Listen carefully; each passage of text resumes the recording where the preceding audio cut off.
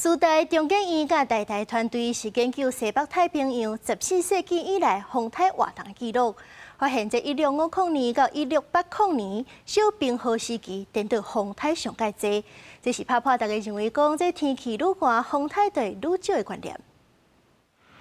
去年11月份，红红风台扫入来台湾，引起社会关注。当时各大新闻拢讲，寒人有风台真罕见，就连气象所资料也显示，这是台湾58档以来罕见11月份有风台扫入来台湾。不过，苏大团队上新的研究发现，伫咧几百当前，1650年到1680年代小冰河时期，颠倒是风台上济时阵，打破大家对天气愈寒、风台愈少的认知。 1650到1680，所以它其实就在明清交替的这个时期，对，那它也是很冷的时期，所以在历史上它的冷是很有名的，反映说在这一段陆地温度很低的时期，台风很多。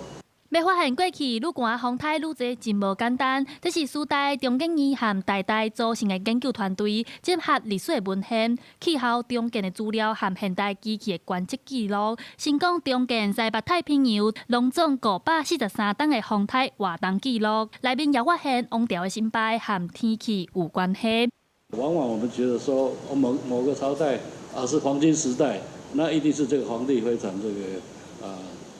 神武，可是你从